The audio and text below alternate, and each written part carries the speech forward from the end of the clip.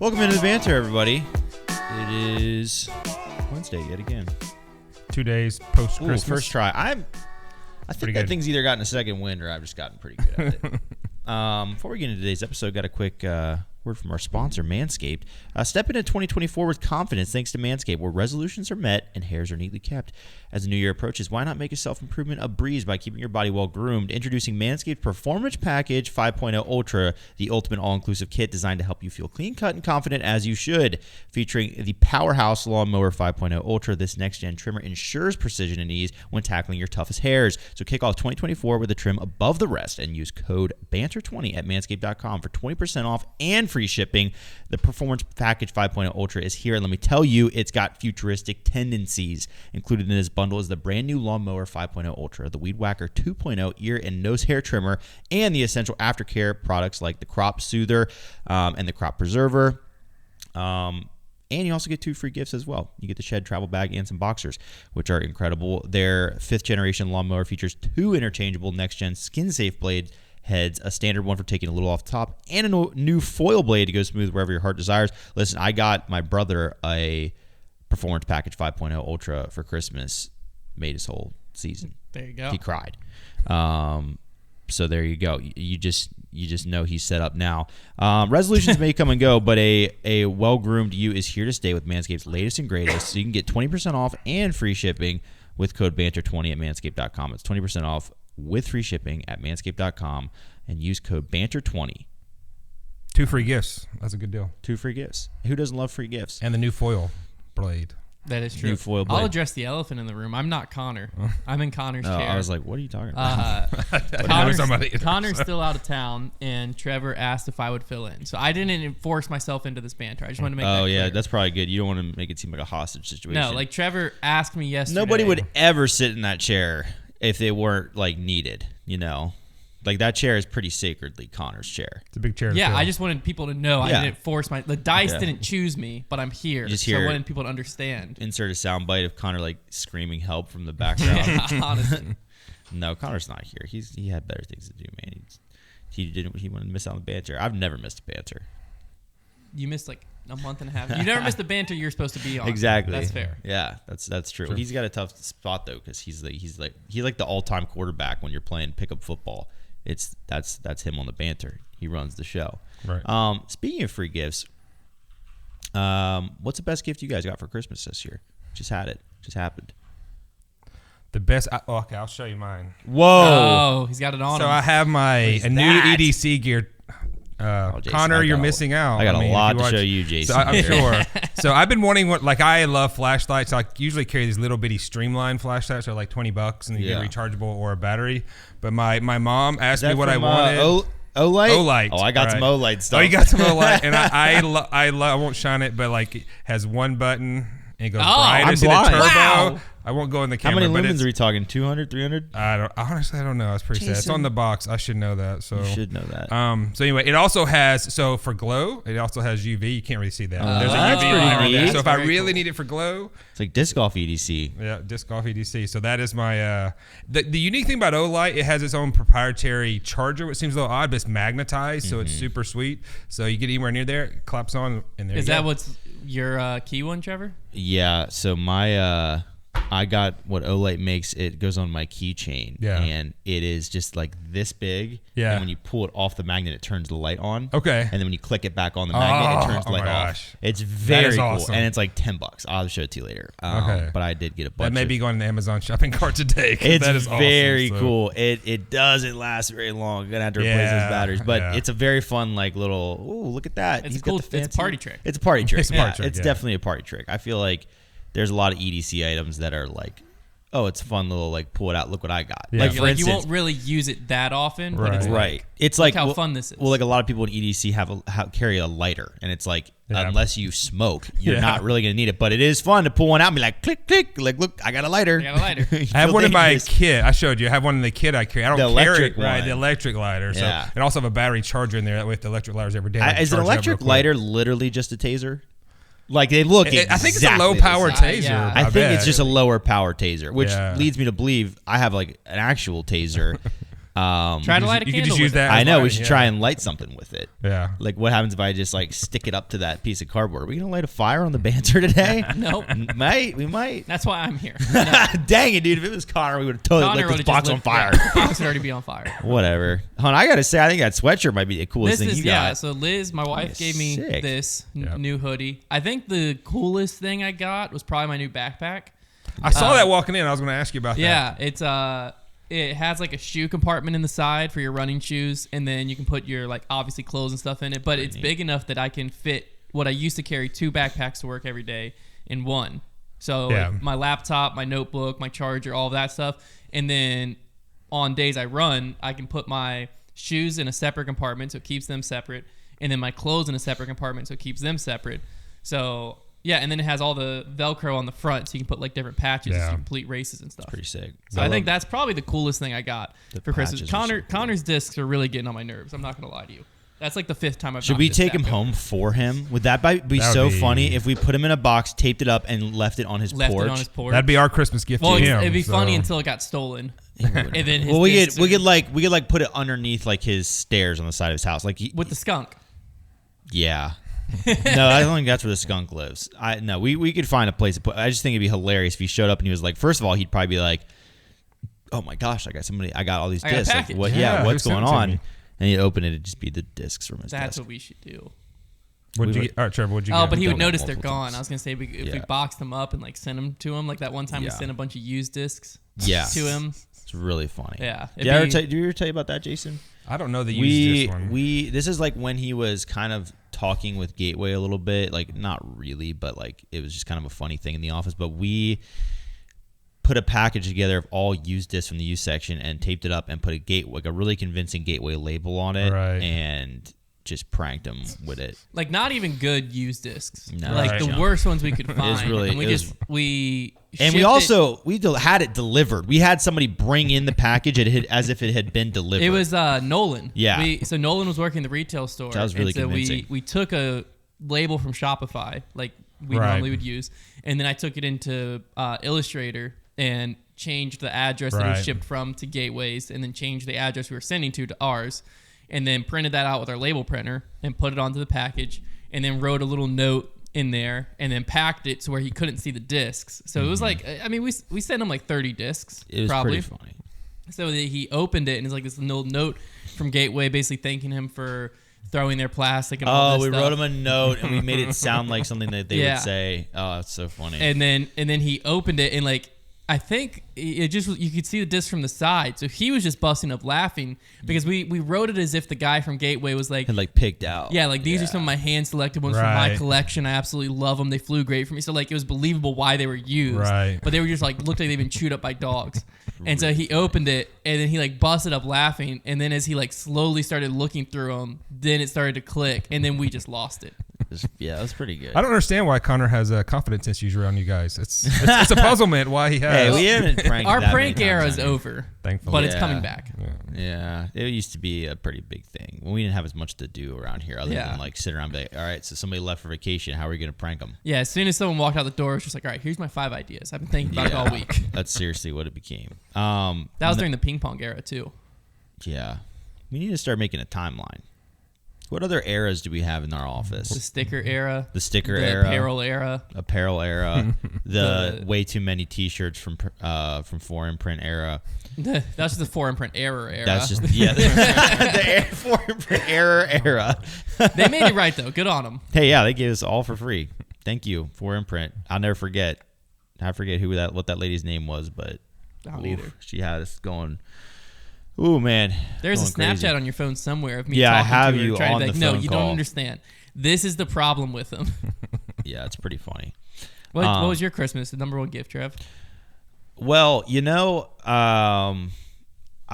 my wife got me the new Zelda game, and I hadn't really I was like I opened it and I was excited to play it, and I was like because I loved the first one a lot, but it was kind of like I haven't played it in a long time, so I was like, oh cool. But last night I finally turned it on and I started playing the game and I was like, this game rocks. Yeah. Like Zelda, man, they sucker you in. They hit you with these cinematic. Have you played any of them? No, ones? every one of my right after they came out, we had a party at the house where literally everybody in my house except me were playing Zelda at the same time because I didn't have a copy of it. So do you need a copy? No, I have Breath of the Wild on like the cartridge. No, we're about to actually play through Resident Evil 5 again. My wife and I, we like the zombie killing game. So you need to play it. You need to take. I need to play the newer Zelda. It's games. Great. They open up with these cinematic sequences, and it's just incredible. It's a really, really cool game, and I'm like, okay, I'm looking forward to playing that a lot. But I got some EDC stuff. I got a new knife. I got a bit driver set, some flashlights. I got a whole bunch of stuff. Yeah. So. Yeah, it was pretty good. It was successful. I haven't delved into the backpack world yet, just because for some reason I feel like in my mind, the idea of having like a backpack, like a nice backpack, stems from wanting to protect your laptop and transport your laptop. Like for me, because like that's what I would use it primarily for. Hunter obviously has a dual purpose of like he has running stuff he wants to transport too, but like for me, it's like. If I feel like I'm not going to invest in a nice backpack until I have a nice laptop. And I'm sorry, my laptop can hear me from over here. It's probably getting really embarrassed. But my laptop hasn't been nice since like 2018. And so eventually, whenever I get a laptop that I'm like, yeah, I want to like this laptop. Like right now, I don't want to take my laptop home with me. You know, it's not really one you take home to your parents. It's a little bit slower, it's a bit chunky, and it's not really doing it. But one day I'll get a really nice, sleek MacBook or something. Yeah. And then that one, I'm like, I want to take this one home. I want to have my laptop with me at all times. Then I'll probably get a nice backpack. But right now, not worth it. I don't really leave if I'm going out to like dinner or something, sure. But yeah. If I'm going out of the house for an extended period of time, I don't leave the house without my laptop. And my laptop's never really been. I purposely got a bigger, more stationary laptop when I went to college because I knew that I was going to most of the time. Like I typically was a note taker on paper in class. It just helped me. So like I was going to use it most of the time in my dorm room at my desk or take it to the library and sit down with it. So I never needed to be super portable. I wanted to be able to game, so needed to be a little bit bigger for that reason. So that's kind of part of it. It's just like it's just not fun to whip that thing out. I mean, it probably weighs 3 pounds, and it sounds like an absolute space shuttle whenever you turn it on. Well, you guys know because my laptop just died. My MacBook. Oh, are you in the market right now? It's dead. No, well, we're one laptop down at the house. I basically stole my wife's laptop because I got to have something for work and to do other stuff at the house. So we was looking at, we were talking last week about those refurbished ones on the Apple site. It'll be a insane. MacBook. We are part of the MacBook world. Like everything is, I'm back to my Apple Watch since I'm not running right now. So I don't have my, gang. What? I love my Garmin, but I don't have my Garmin because I'm not running right now. Yeah, why do you go to the Apple Watch when you're not using? Because I like its ease of connection to my phone. Oh, like to control music, like at the warehouse because we're playing music all the time. It's easy connection to that, easy to answer my phone. That's true. One of the coolest things I love about it is when you're driving right and you have the maps function, it pushes to do it and it'll vibrate. And let you know if you're just talking. Oh my gosh, I'm supposed to turn in. That is very 200 cool. feet. So that kind of. Which series do you have? This is Series 7. So okay, mine's really old. But here's the thing: I have the Series 3. I got this a long time ago, and it wasn't even the newest one then. And it's still like, I don't try to do anything complicated with it. Like I can't even get the newest Watch OS, but like texts, phones, whatever, or phone calls, whatever, like it works just fine. This is one of the first ones that they made waterproof. So like I can swim with this thing. So it's great. The MacBook thing is really pivoted because I was so anti MacBook for so many years because they didn't have their own processors. So if you wanted to get an i7 or something really good in your MacBook, you were going to pay egregious amounts of money. And as somebody who was really into computers and knew what computer parts cost, I was like, this is just a joke. But nowadays, I mean, you can buy an M1 MacBook Air refurbished for like $500-$600, and like that's a really good deal. It's gotten impressive. I'm like very. It's interesting that they've pivoted, and obviously when they make things in-house, it just is going to be cheaper, but or make their own. They're not buying them from Intel, but it's just interesting that they've decided to like cost them down. Yep. Yeah, I think I got the MacBook either the generation or 2 generations before the M1 chip. Mm-hmm. And because I had a MacBook Pro, like a 2015 MacBook Pro. Then when I went to college, I think it was earlier than that because it was my brother's hand-me-down in high school was when I got that MacBook Pro. So, I mean, it was probably like a 2010 or 2009. So I used that for my first year of graphic design school in college. And then I think for Christmas or something, I got a used iMac, which was the one that was on my desk until I took Connor's hand-me-down. It was a used iMac, so it was a 2015 iMac. Used that through most of college, but then my senior year of college is when foundation started, and I was also doing a lot of graphic design stuff. So that was like 2018 or it was either 2018 or 2019 MacBook Pro, because I typically would wait till the new ones came out and then buy the previous year's one. Mm-hmm. So I think I either bought it in the fall of 2018, it was 2017, or I bought it in the fall of 2019, it was 2018. One of the two of those. But it was like $3,000 still. Yeah. Now, the thing, it still runs extremely great. Like, honestly, I have a Mac Mini with the M1 chip, and my MacBook, my iMac at home is very slow compared to it. My MacBook it's slower, but it's not like halts your productivity slower. Like, it's probably a few seconds is it. And I mean, it's several years old, but I love MacBook Pros. I don't know, but refurbished, I've always been scared of refurbished stuff because I've been burned twice by not by Apple. Okay. But once Someone was else. the B&H, the camera we're freaking using, this camera y'all looking through right now. That guy was pre-owned, refurbished. We had it for like a year, if even. And the SD card reader. I don't know if The SD card reader went bad, and you can fix it really cheaply, but the way to fix it is like you have to basically solder something to the motherboard or something like that of the camera. And so if you mess that up, then it can cause a whole nother slew of issues. And the quote to send it off to get it fixed was like $800, which at that point, the camera wasn't really worth $800 anymore. So we had to replace that. So that was one burn. The other one was, I'm trying to remember, I think it was a camera or no, it was a camera. It was a camera that I got in either senior year of high school or freshman year of college, and the autofocus just never worked. It would autofocus, but it would autofocus like just a bit off to where you were like almost in focus. that's like probably the most frustrating thing ever. Yeah, well, that's what we Autofocus to, like, used just for foundation videos at one point, sometime early in the history of foundation. And it was always like you had to be super intentional. So like I always just shot in like a crazy high f-stop so that you were going to be in focus. Everything was in focus. Because if not, if I tried to go to like anything low where you'd have some like background blur and stuff, then it would just look a little off. You'd just be That's like, funny. it's almost in focus.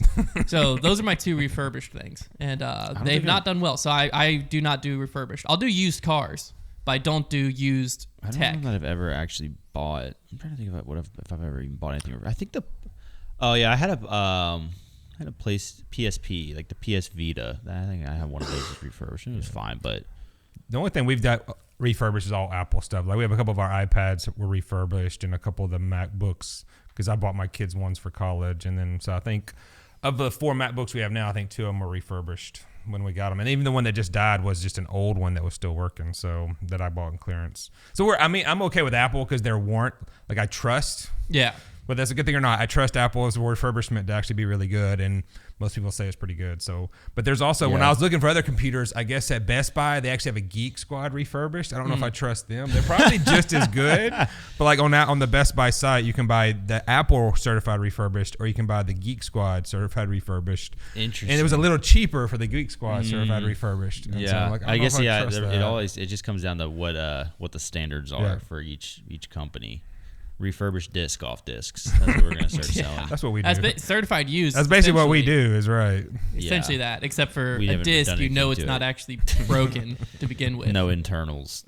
Yeah, I don't know. I mean, what even makes a laptop slow down after a while? Because like, is it just like the collection of dust and wear? I mean, I know there's a lot of mechanical things going on. Well, also but just it's a lot of like files. You just get Right. Yeah, I mean, the more that loads up on bogging them down. Yeah, for sure. Well, it was impressed. So my MacBook Pro, my first one was an 09. I'm remembering now. It was an 09 because I still used it whenever I needed a laptop, even after I got my iMac. And it finally it never went fully crapped out on me, but it finally got bad enough that I was like, I need to replace it in like 2018 or 2019. So it lasted me close to 10 years between my brother and then me. Yeah. Close to 10 years of like, I was editing videos on it and like doing my freshman year of college graphic design work on it. And it was definitely slow, but like it was handling it just fine. It was a freaking hoss because it still had the disk driver. Oh yeah, the old MacBooks all of that. thick. It had an SD card reader. Had like 7 ports on the side. Back when they actually put ports on their laptops. Yeah. You know, instead of just Single. gotta have a dongle. I will say, everything. because I again, my MacBook was like one of the first to go to just the 4 USB-C ports. Nowhere near as inconvenient as I thought it would be. Well, the 4 USB-C ports isn't standard though. Like it's standard MacBook Pros. All I was gonna say the Airs are what, 1 or 2? 2. The Air I have is 2. The MacBook that just died, and it was the battery that died on mine, was just 1. So yeah, and I'm like, I understand. Obviously, it's totally a give and take a lot of times, but like, gosh, I mean, and USB-C is one thing because that's becoming way more standard now. So like that's fine and all, but like even just like an SD card slot reader cannot take up that much space in a laptop. No. It can't. But I mean, and it's funny because like, does Apple? Obviously, I mean, I think Apple probably just dominates. Like every time they decrease the amount of ports in a laptop, they probably see a spike in their sales of like dongles, right? And people lose them too. Like if you buy like an Apple USB-C to HDMI, like you're gonna eventually lose that dongle, and then you have to buy a new one. 5 years or 4 years and no dongle's lost yet. That's a I've miracle. been holding it on. Yeah, because I have a USB-C to USB, and then I have the SD card reader, and then I have the one that has 3 slots. It's the HDMI, USB, and I don't know what the third one even is, to be honest with you. I never used it. DisplayPort, maybe. It might be like a mini DisplayPort or something. I don't know. I have the wide one, and then I have those 2, and I've used them very frequently over the years. But I've always had a pouch. I put them all in. So as soon as I'm done, I put them in the pouch, and I keep the pouch in my backpack. System. Well, man, if you lose the pouch, then you lose them all. So it's all for nothing. The dongle we have is the one that has like 7 or 8 ports on it, just because I want them all in one. And so we haven't lost ours either. But I put one in my laptop bag. So when I'm done with it, I zip it and put it in my bag. I have one that's literally downstairs because when I'm doing the Bards of the Board podcast, I have just one that's always downstairs for that. So it puts in the same place. And then another one's on my desk because I have an external monitor. So when I go to my desk in my office, I plug the dongle up so I have a bigger monitor. So I'm not looking off my laptop screen. But this one has like 3 USBs, HDMI, another USB-C, the micro SD, the SD. So many things. USB-C, like I hope it just takes over. I'm going through the transition right now where my new phone is USB-C because the new iPhones are USB-C. And that's like, it's like what I experienced whenever they went to Lightning port, where all of my chargers are now, well, not completely useless because the AirPods I have are still Lightning. Yeah. So it's actually worse because now I still need to keep those around.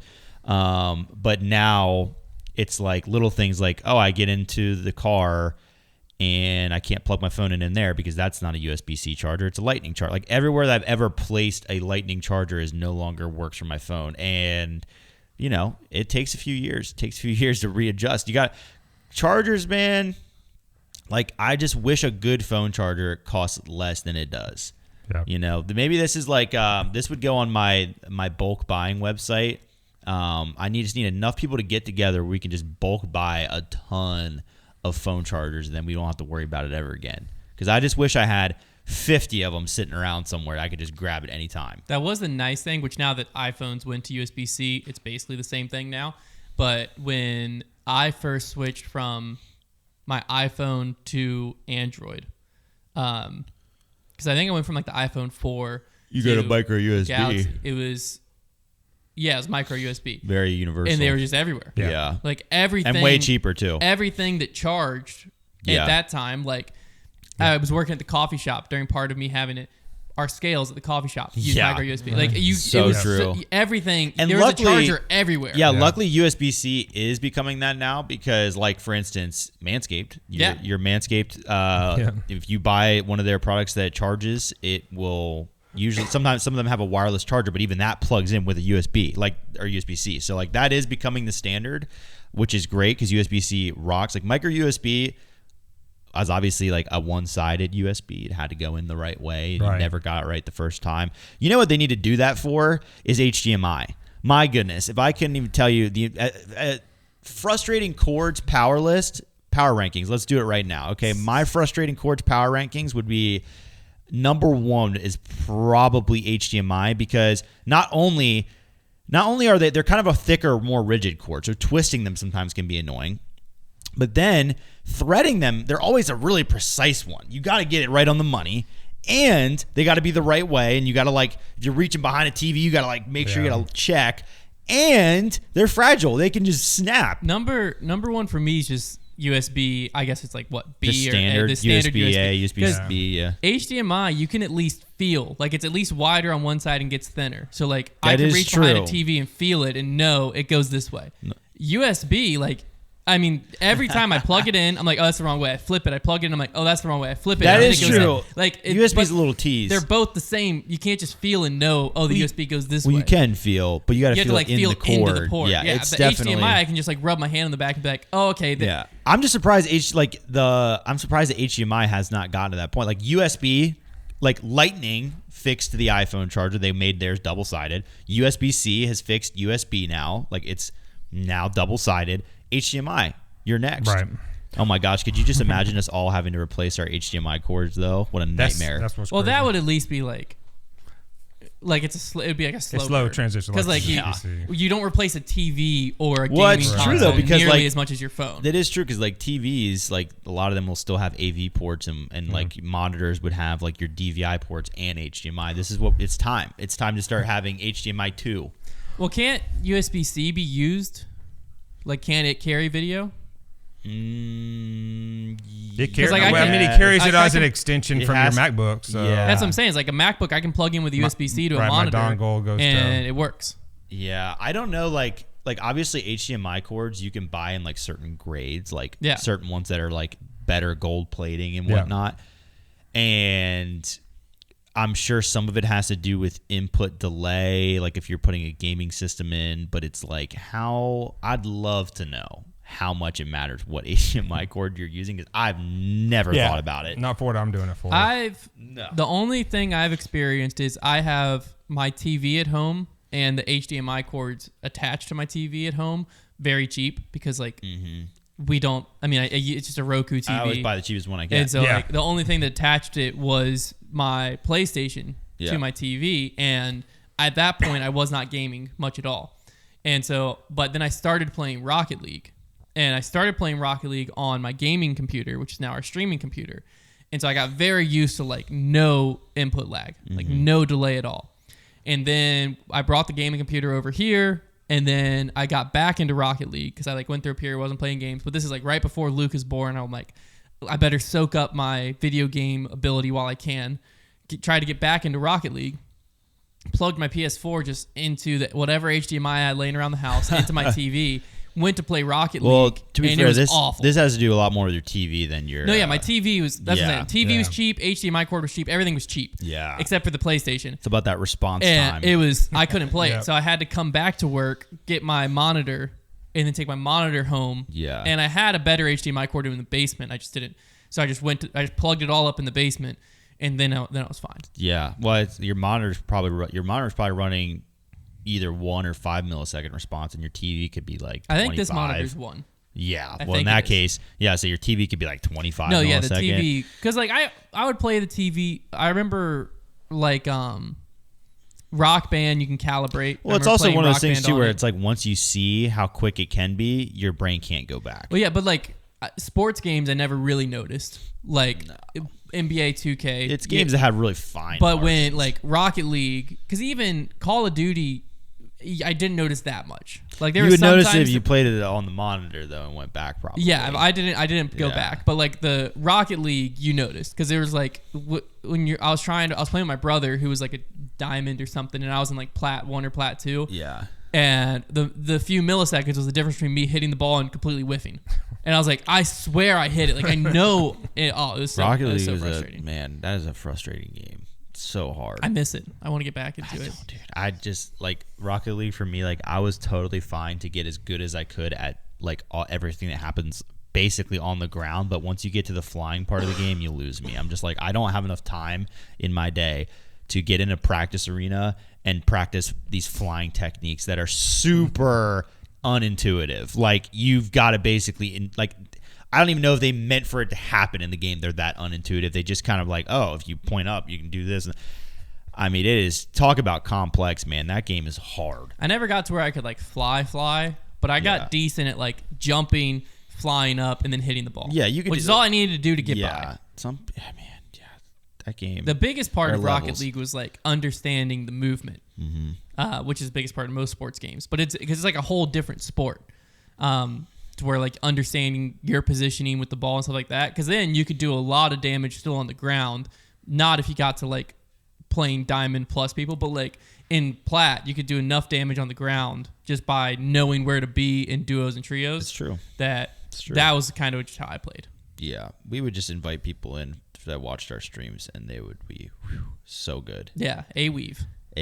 Never forget. He was so good. I still follow, what's his, Captain something on, I followed him on Instagram, and he still streams. I followed him back in our streaming I don't remember days. all the... Captain, I'll look him up. That was like that was quite a group we had going on there. We had some killers. Gosh, I can't even say the word stream right now. It gives me PTSD. So I'll going back to the cable question. I was thinking about this. I'll show my age. The cable, and it seems more basic, is a coax cable. Oh, I know about the coaxials. So the coax, it goes straight in, but like trying to twist the thing. And do you have? Well, I have one hooked up to my TV right now. Is it in there? It's in there. It's not in there. Okay, Yeah. it's in there. It's not in there. That's. I got one hooked up right now because when I bought my old house, it has this giant antenna on top of it that they threaded coaxial into every room. And when I hooked it up, I realized that it was awesome. Like, I get all these free channels. That's what we use because we don't have cable, and so for me to watch, CBS or NBC or ABC, we just have an antenna, and so it's still coax. Yeah, I got this big metal one on my roof. I think I could patch into the ISS if I needed to. I saw a video the other day of a guy who made a giant ham radio and got signal to the International Space Station. That's awesome. Dang. He reached them, and they were like talking to him. That's funny. They were like, "Welcome aboard," and he was like, "What the heck is going on right now?"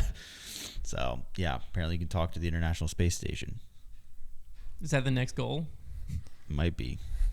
I might need to get into that. I don't know. EDC, just stay in EDC for now. So no space travel. That's it's gonna move to the next one. Trevor's already unlocked. We have all this enough. gear that's He's got on the enough shelf. EDC gear. Are we supposed to go to the move moon on. in by 2025? Wasn't that like announced like 2 years ago? Who knows? I don't keep up with that stuff. I love space travel. I think it's so fascinating. I was watching an astronaut, and they were asking him like, he's asking him like how much an astronaut made, because like as a kid, Allegedly not a lot. Yeah, he said it was like 60, 70 grand. Well, they're a government employee, so Yeah, that's what he said. He said as soon as he left space travel and went to the private sector, right, that's where he's then gonna he was make worth a big ton of money. So. Right. But I was just like, as a kid, you heard astronaut, and I just expected like in my head still, I think because I hadn't thought about it since I was in like 5th grade, when they were asking astronaut how much he made, I just saw it pop up on like Instagram Reels or something. I was like, oh, it's gonna be probably like $750,000. Some of those government and then he just jobs, said like though, 60. it's like, I was like, wait, what? Sometimes with government stuff, though, it's like they're not actually making that amount because it's like what just said 1 second? Well, it's just like the president. The president makes like what, $400K? Is a few $100,000, it's but like everything is paid for. Yeah, pretty it's like much. it's So, like the president's actually not making that right. much. Well, they also leave the office worth millions and millions. Exactly. Right. So yes. So yeah. And the astronaut similar. I mean, like especially in the early days when you think about the right stuff, they were being given Corvettes because they went to space, or they were being given a house. So like it looked like they made a lot more money. It's like modern day NIL deals. Basically, yeah. Like the whole team. Hey, Utah, you all get a truck. Dude, that's crazy. They gave out more teams trucks. I think it was Utah, right? That's they gave out. The volleyball team got Jeeps. Gymnastics team got gymnastics team, and then the basketball team got. They got to pick. Too? They ran out and got to like pick. Dude, NIL is crazy, man. Man, we hit college athletics too early, man. Imagine the NIL deal we could have signed. Our NIL would be crazy. I saw an Indiana Hoosiers basketball player paid his sister's student debt off with NIL money. NIL money's great, man. It's great. Well, what's crazy is I don't even know who this guy is, and he was making enough NIL money to pay his sister's. Right. The thing about the NIL that's like crazy though is like so much of the NIL money is made in like the transfer portal free agency, aka. Yep. And so like your best bet is just leave every year. Yeah. Because then teams will pay for you. Yeah, Because like you can make a certain amount of endorsements, and if you're the right player, it probably suits you to just stay where you are. But like, I mean, if you're a top player of the country, and every year you enter the portal, it's just like disc golf. just to collect a $2 million paycheck. Yeah. It's just like disc golf. Yeah. You're more valuable if you move. I genuinely want to see a guy who like gets into college, plays like, and just like transfers each year just to like make like $10 million in college. They've got to fix it. Because like when NIL came out, I was like, oh, that's great. Because in my head, I'm like, players can finally make money from like the jersey sales with their number. Yeah. Where like, Listen, man, like I bought a Duke 4 jersey solely because of JJ Redick, but obviously he didn't get any of that above the table money. So like, great, you can put Redick on the back, and then he can get a cut of that. Right. And like shoes makes sense, like that type of stuff, or even NCAA basketball games can come back and actually. Yeah, have the I don't likeness care. of the I player. don't care what kind of crimes are committed if I get NCAA football back. Like all of that, I was like, this is great. But then they also the transfer portal. It used to be you had to sit out 1 year. That's got to that's got to come back because it's just a professional sport now. Yeah, it's just like, okay, I just had a career year. I can go to the NBA and sign, my rookie contract and make, $500,000, or I can go transfer from Davidson to Duke and make $2 million NIL. Yep. Like, of course, I'm not going to the NBA. I'm gonna just transfer and treat college like the NBA. Yeah. And then like recruiting, it's not even important to get a good recruiting class from high school that much anymore because everyone's a one and done. Even if you get a junior to transfer to you, he's a one and done. Basically, I hate it. Hate it. The two things I think that have to happen to fix, I'm only thinking college basketball because that's the only thing I care that much about. The two things is, one, I think that you should be able to go straight from high school to the NBA again. And if you go to college, you got to stay 2 years. Completely that's rule agree. number one. Because then you actually can get an associate's degree. Like, yeah, it's a point to go to college. college. What is the point in going to college for 1 year?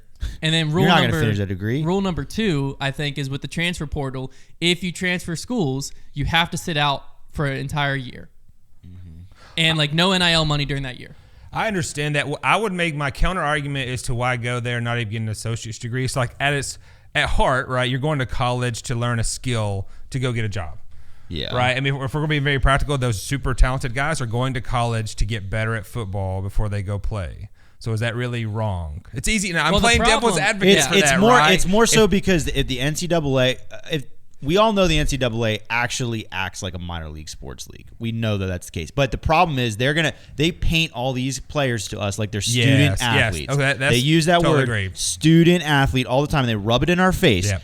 Well, if they're student athletes, make them be student athletes because they're not right now. They're just athletes and they're professionals. Zion Williamson went to. I agree with that. He left high school a little. If I'm thinking of the right player. It's really player, the identity crisis thing. Yeah. If I'm thinking of the right player, I'm pretty sure it was Zion that left high school a little early so that he could start summer school classes at Duke so that by the time Duke basketball season rolled around, he had no classes to take for his freshman year. And he's a one and done. So basically, by August, he's done with his freshman year electives, minimum you need to take, because why are you taking beyond your minimum amount to play in the NCAA?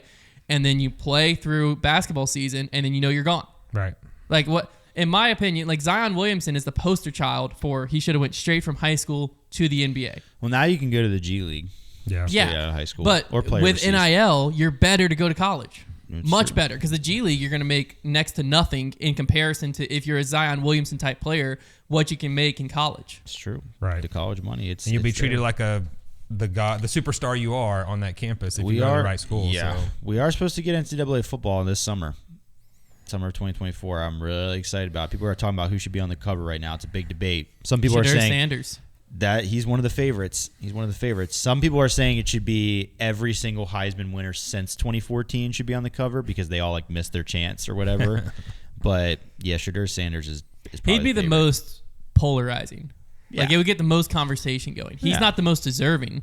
Yeah. I don't think. But he'd be the most he'd get the most people talking. Well, if they were give it to the most recent Heisman winner, it'd be Jaden Daniels, I think is his name, at LSU. Which that's a tough one because he won the Heisman, but they didn't even make the playoffs. So his worst game of the season against Alabama. Thank you very much. You got a big weekend coming up then. Yeah, I almost wore it's too hot. I brought my Alabama hoodie just to wear it, and it's just too hot for me. Big weekend for Well, Hunter and I, we play on Monday. It's a double-double. I'm rooting for Liberty at 1. Jason's got 2 games. Yeah, because I'm a Liberty grad as well, so I'm rooting for Liberty at 1 Eastern, right? I think is what time they play. Yep. If they stay within 2 touchdowns, that's it's my a goal. Victory. That's the win. Well, if you're within 2 touchdowns, it's Liberty. Points, I think, is the spread. But Bo Nix could go crazy. My brother's going. Is he going? He's Sai's going to be there. So. My brother is getting to chaperone a student jet.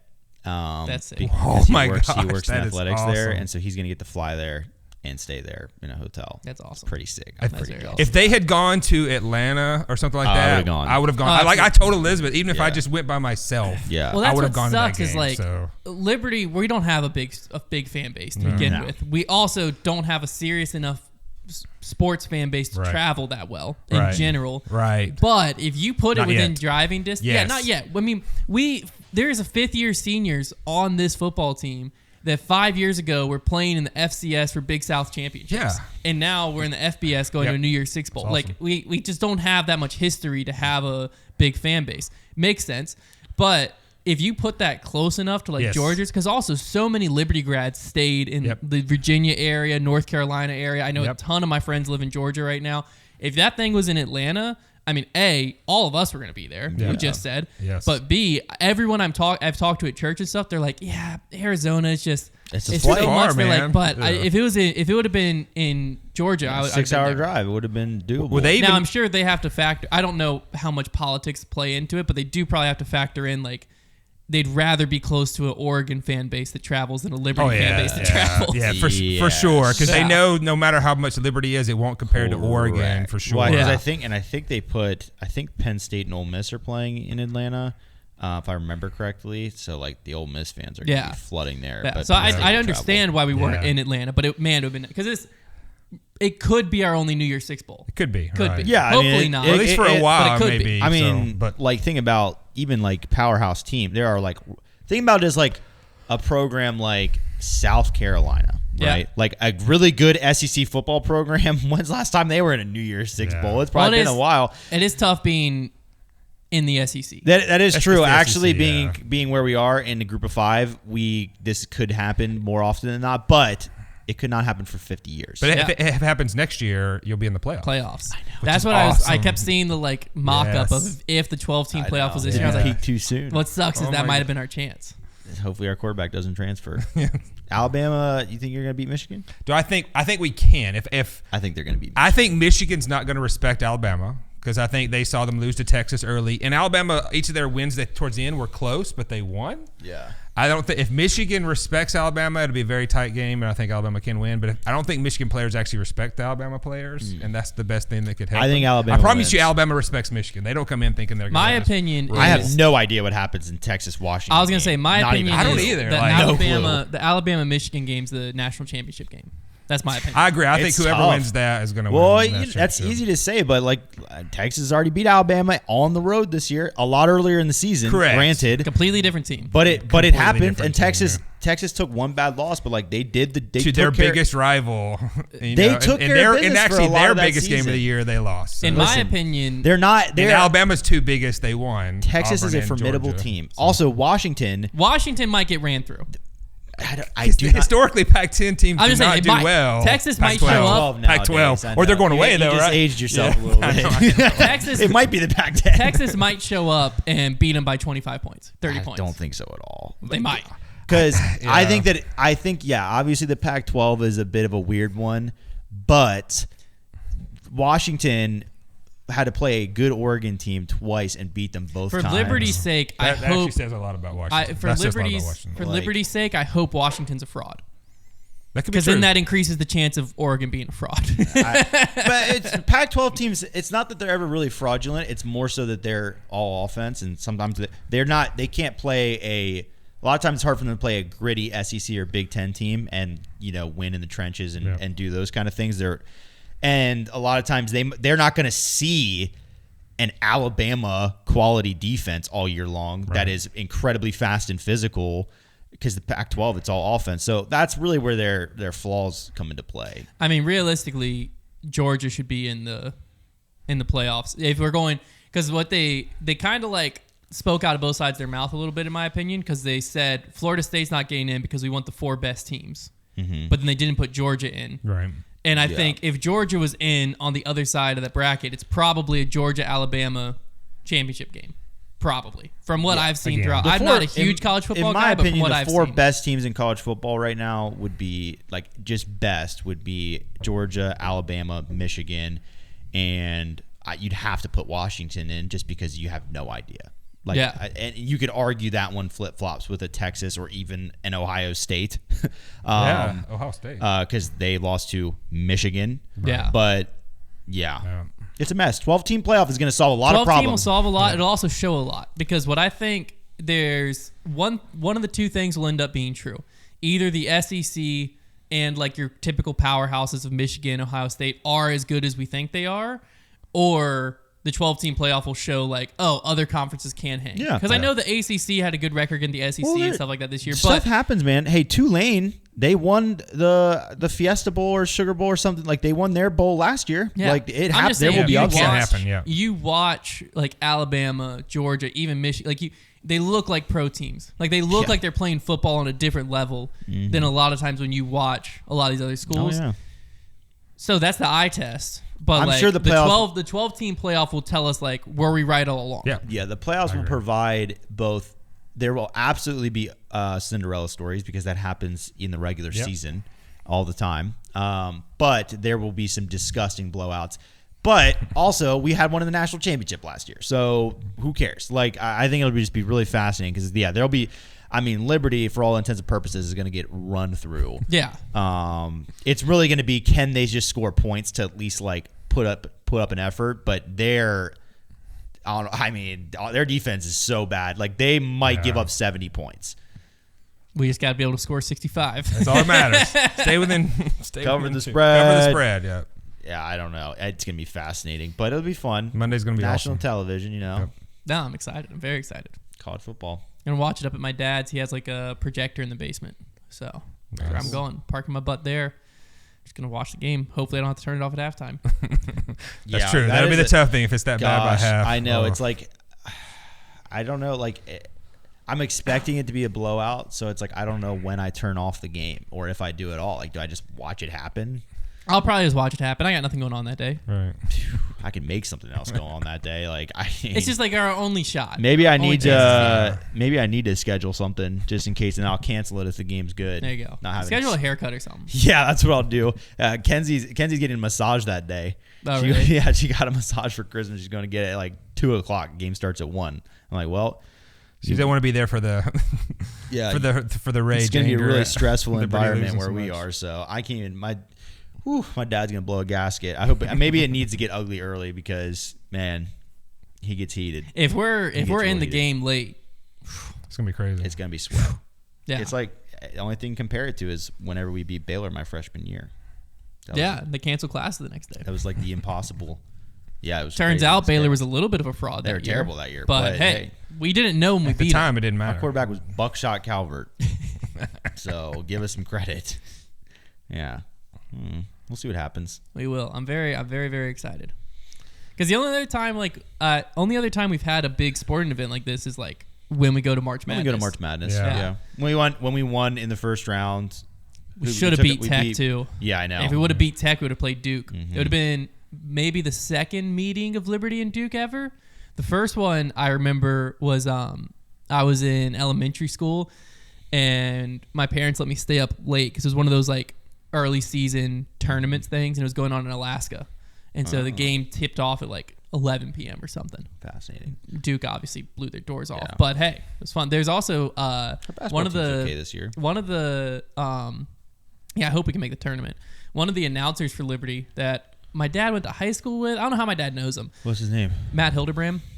He was a point guard for Liberty back in the day, and my dad had on VHS tape because he'd recorded it because he was friends with them at the time too, where Liberty went to March Madness and played UNC. And they gave him a game for the first, like, probably 30 minutes of the game, somewhere in there, in the last 10 minutes. Because basically what happened was Matt was, like, the best player on Liberty, if I remember correctly. I haven't watched the game since I was a little kid. But he basically just ran out of gas. And so he was, like, once that happened, then UNC got some momentum. But it was like my dad recorded it because he thought it was so cool to watch Liberty like giving It's fun watching a college program grow. Well, so Matt played in Europe, and when he was in Europe, he was roommates and teammates with Steve Nash in Europe. And he said that was when he kind of realized that he wasn't good enough to go on, because he said like he kept like feeling like he was bumping his head against the ceiling, and Steve Nash just like kept going. He said like when they entered, they were like competitive, and then next thing you knew, Steve Nash just like didn't stop getting better, and he was just like, all right, I'll move on. It's pretty crazy when you realize that Steve Nash won 2 or 3 MVPs. He was nasty. He's like a 6 foot tall white guy. Yeah. Isn't he Canadian? I think so. Just like the most random guy He's scrappy ever. Though. He was scrappy. Yeah, but it's just, even if you watch his highlight, it's beyond confusing. He was just really shifty. He was hard to guard, and he was also he did a lot of things well. But like, I don't know if Steve Nash in today's league, like, what would he look like? Who knows? Different league. Well, yeah, it's just a different. A lot of smaller guys on the court nowadays. That changes things. Did LeBron surely played against Steve Nash? Oh yeah, because that's how I saw. I looked at the list of like who LeBron played against, and it was like guys that I remember. Steve Nash was on the Lakers like not that long. That's true. Ago. He stayed in the league pretty long. But peak Steve Nash was the Phoenix Suns, Mavericks, and Suns and Mavericks. Yeah, but when he was on the Suns with Shaq there for a little bit. The MVP Steve Nash was Phoenix, right? I think he probably both. Or did you get both? It might have been both. I don't. Yeah, I think I'm a Phoenix when I think of Steve Nash. Because when I think of Steve Nash, I think of Phoenix because he was emerged with Sean Marion too. In Dallas, I believe was that same. I think Sean Marion was on that Phoenix Suns team. Yeah, because he was a respectable 3-point shooter, but had the most hideous jump shot of all time. I always thought it was hilarious. Yeah, I mean, Steve Nash is 6'3", so he's not as short as I thought he was. Which is what's funny, right? He just looks short. Like same height as Steph Curry. It's pretty easy to get that. Yeah, I mean, he played. Oh, he started with the Suns too. He's played in the Suns from 96 to 98. Then he was at the Mavericks from 98 to 2004. Then the Suns from 2004 to 2012. So it was a big chunk of his career. That's a stretch. He won MVP. He did win both. It was 2 of them, and they were both with the Suns. Yeah, both with the Suns. I'll say I remember the 2004-2012 Steve Nash. 97. That was when I was born. Because that was kind of towards. Yeah, because that was kind of when Shaq was like still hanging on to his prime a little bit. And they were good. If you watch Shaq highlights, that man, no wonder his nickname was Diesel. Yeah. Because like I vaguely remember the Shaq I remember was the tubby Shaq. Like he was still a force to be reckoned with. We didn't see Lakers Shaq. That's what I'm saying. Yeah. I didn't see the Shaquille O'Neal. Like I saw the tubby Shaq. If you ever want to really confuse yourself, watch Charles Barkley highlights. Oh, I've seen that. Dude was an animal. Yeah. And he pushed people around. Yeah, you want to talk about, I mean, his nickname literally became the round mound of rebound, which is one of the greatest nicknames ever. Yeah. But like he was electric when he got drafted. Yep. He was really athletic. And now he's just big guy, talks on TV. Well, have you seen, I saw Ron Artest was, pretty sure it was Ron Artest. Talking about Meta World Peace? Meta World Peace, yeah. Meta World Peace. He was on a podcast and he was talking about his like workout regimen when he was at his peak, which like I wouldn't believe it for most people, but then you look at his physique when he was like in his prime and I believe it. But I forget some of the stuff he said, but the big one was when he would come back from summer camp, the first like several practices getting back into it, he would wear a 40-pound weighted vest for all of practice. 40 pounds? And so because then, but when like he got closer to game time, he took that thing off. Then he just felt so light. He could jump crazy. I was like, I can't imagine doing like a 10-minute workout with a 40-pound weight. I really like the a full NBA practice. I like the regimen of Chad Ochocinco, formerly Chad Johnson. One of the funniest name changes ever, because Ochocinco is not 85 in Spanish. No, but 8'5". It's 8'5". That's how it's called out, right? Like 8'5". No, 85. It would be how they would call it out. But he only eats McDonald's. Yeah, in basketball it would be. He only eats McDonald's his whole career, and like still to this day. And his order is like he gets Big Mac, no onions, extra cheese, Coke, no ice. That's his order. Freak athletes, man. And freak athletes. It's crazy because like he is like he was a very fast and athletic player in the league, and like even these days he's still in good shape. And well, that's like we were talking. I think it was last week's. His heart's got to be in bad shape, surely. Yeah. No, I don't know. I saw there was some study that was put out that was saying like if you take a smoker and have them exercise semi-regularly versus a non-smoker who doesn't exercise, the smoker's lungs are in better shape. Yeah, I mean, It's something like that. Exercise is important. Well, and the cholesterol side, obviously, a lot of that's genetic too, Yeah. right? I mean, unfortunately, Yeah. for like, because you could be like Ocho Cinco and never I think have I'm gonna issues, do or it. be like him and have issues because you're. Well, that was like we were talking on. I think it was last week's banter. I was talking about how like these crazy successful millionaire, billionaire people like put out their morning routine. Yeah. Might have been 2 weeks ago, and people will look at that and think, "Oh, that's what I got to do to get there." But Mark it's like Wahlberg gets up at 4:30 But it's like in the no, morning. they're It's they're like he doesn't already- work a 9 that's to 5. where they are now. like they're right. already there. Yeah. Like, it's like Ocho Cinco's the same thing. Right. It's like, you look at that guy. You're not him. Do not go eat McDonald's dude, I am every him. meal and expect I to am be in You the don't league. see everything that got Listen, him there. You see what he's doing now. Which Listen, Jason, I've got my reclinable bench for Christmas, okay, for my home gym. I've got foam tiles on the way. Yes. New year, new me. I'm going to be a hybrid athlete this year, like an absolute That's beast. awesome. And I think I'm going to McDonald's every day. There you go. Jason, to Big- wrap this podcast out, I got an important question for you. I'm Oh, 11 shoot. days out from my marathon now. Okay. And I'm dealing with something that could be bad. Overused. I saw your. What do you mean? I saw your update this weekend. What went from it's not a big deal, it's just a little overused to it could be bad? Well, now I'm talking to someone who can help me. Have you Okay, dealt with bow out. Have you dealt with IT band syndrome at all? Oh yeah, in my early days of running, I. What do I do? The biggest thing I did was ice it and roll it out, honestly. Yeah. So and so like you can do either do the soft roller. Or because I have both. I have one that's more soft, and I also have one that has the ridges in it. Yeah. And the ridges hurts a lot more. But when I started doing the rigid one, it would definitely start kind of working it out for me. So like, do I still run these next 11 days and just like do it really low intensity? Yes, I would still. If the pain increases, I would definitely not run it. I would maybe go get on an elliptical or go get on a treadmill and walk. Like if you do no movement, it's not good, right? You Not got to have good. some movement for your legs because your fitness is there, and you're not going to lose your marathon fitness. Yeah. It just will be a harder day if you stop moving over the next 10 days, right? You got the legs have to. It knows what it wants to do. Your legs want to move because you've been running for so much. wanna Even if it's just an move. elliptical, going on an elliptical for 30 to 40 minutes, right? I Couple think times a I- day. I think Which it one was- is it? Right or left My side? left. It's my left. Because on So- my right, it was all No after, more forehands. all after my post. I would definitely think no about what you're more doing disc forehands, golf in 10 the next more 10 days. I wouldn't do that either. Yeah. No more forehands. after the 20-mile long run, I had on my right quad was just like a minor overuse thing. Like it Yeah. wasn't a big deal. I took last weekend off. Yeah. It's back. It feels completely fine. Yeah. My left, it was like my left hip, and I assumed it was my IT band. So I like started trying to stretch it and roll it out. And then I ran yesterday, and it doesn't hurt during my run. Like once I warm up into a Yeah. run, it feels fine. But like sitting right here, I can feel it just right at my left knee, just Yeah. right there. And so Yep. I rolled it Oh, out yeah. and like stretched it a bunch this morning. But I was like, I don't know what to do over these because like if the marathon was tomorrow, I could run it. Yeah. Because like the pain is not bad, but I don't want to do anything stupid over the next 11 days Yeah. that makes the pain to the point that like I'm limping from mile 14 on. Yeah. I just want to finish this marathon. That's all I want to do. Because I've had when I first started running, those first few years, I dealt with a lot of ITB issues. And then towards the end, after I just got the miles on the legs, if they ever got sore, I would roll it out. Well, I had a rollout plan anyway. Every day I would roll it out.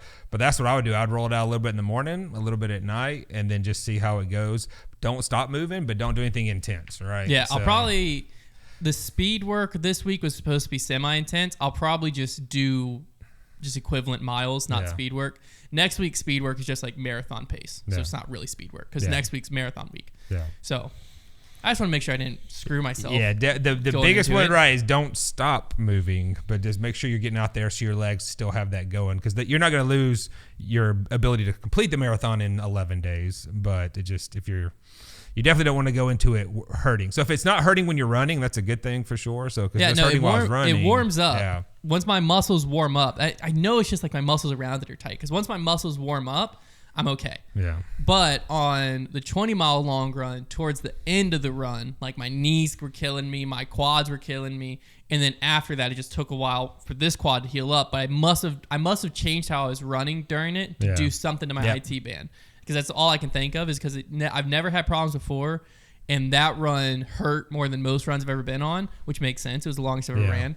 And then after that is when this has appeared. So I'm like, I definitely changed how I was running to finish that and like strained it somehow. Yeah. So I was just trying to figure out what I do these next 11 days to like, because again, if I can be in this condition on race day, I'm fine. Yeah.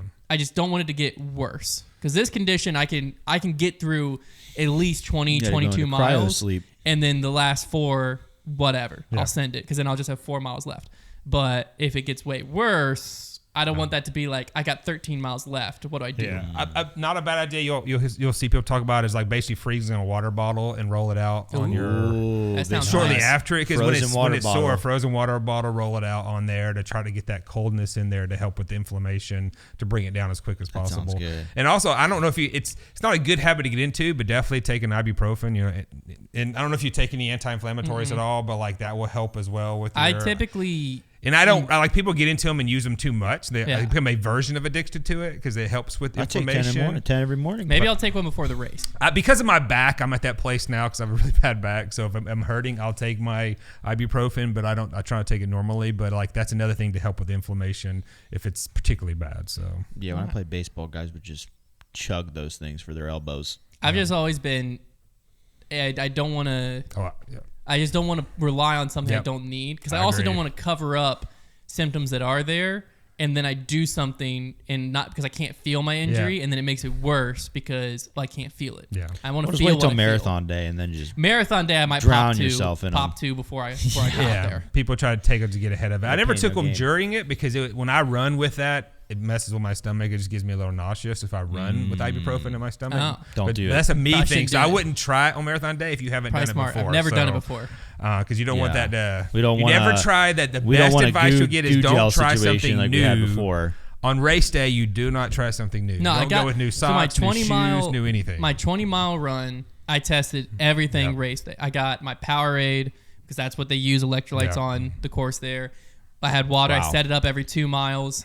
I pre-race nutrition, time of day when I started my run, everything race day. The only thing I couldn't emulate was the temperature. Right. But everything else I tested, and it went good. How many hidden Mickeys are you going to find out there? That's a real question. However many are on the ground 10 feet in front of me, because that's all I'm looking at. Because there's going to be people all around you, right? So it's fun. Like the people in that marathon get too touristy, like, oh, let's look around, like, and you're like trying to run. Yeah. So at the beginning, that's why I told. Now, thankfully, Hunter's in a faster corral because his half marathon was so good. I've done the faster, not the super fast, but I've done like the C corral before when I was at my peak of running. And so for the first mile or two, there's a lot of people, but then it spaces out. And so you should be in that group that the people at the front are going to want, because they're trying to run fast. And so you should have space, but I've been at the back of the crowd so bad that for like the first 5 or 10 or 15 miles, it's just people everywhere. Like, and I'm a run walker by trade, so that's hard for me too, because I'm running and then stopping, so I'm getting over the side of the road to like, there's a whole process, like you raise your hand, let people know behind you you're about to walk, and not go walk over, but there's characters on the course. You can stop and get in line and get a photo with characters. Everywhere you'll see there's characters. That's and great. They'll pull out rare characters. You got to lower the shoulder and just hit Pluto right in the chest. So make sure you take your phone, like if you want any cool photos, because now later in the race the lines are like 15 to 20 minutes per person, right? So that won't be for you, but for the early folks.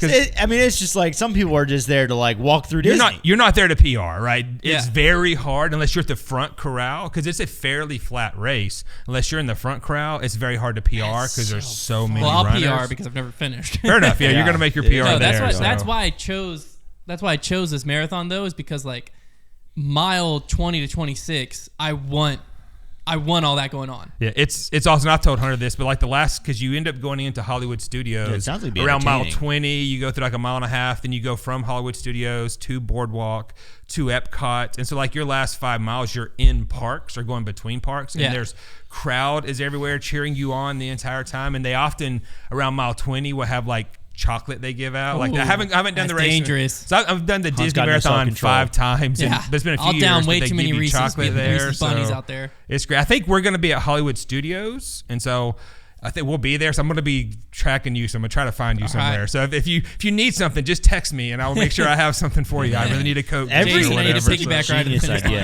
amusement park, like should be doing races. It's awesome. Even if they're just a 5K. It's a tough day for the fans that day. Going to the parks is tough because a lot of the roads are blocked off. But they start the race super early for that. The parks are still open? Yeah.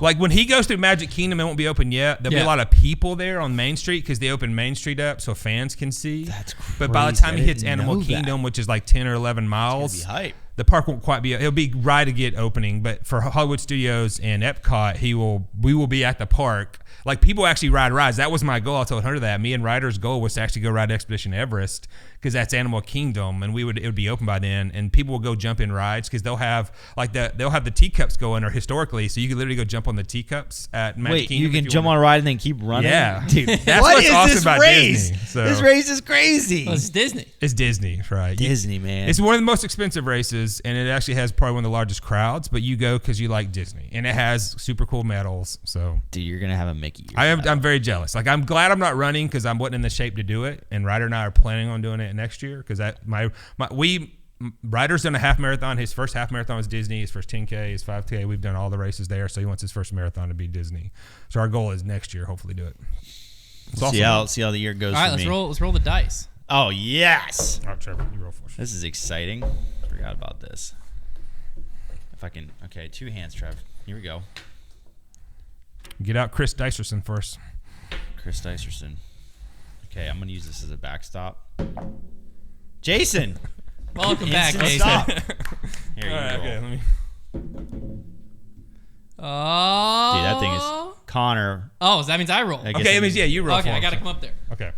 Mom, come over there. Okay.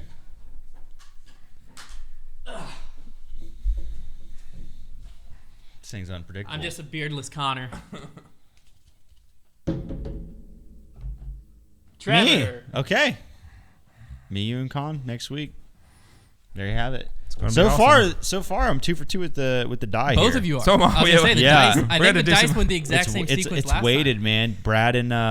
Brad, Silas, and Hunt. Not Well, getting what's any good love. is people Yeah, get because what Connor they got wanted. rolled last week too. The exact Yeah. same rolls happened last week. Wow. It's So. good. Yeah, it's good because people get what they wanted because this week they were gypped Connor Yeah. with y'all. So now at least y'all are back. There you go. Yeah. The there you have it. everybody wanted. All right.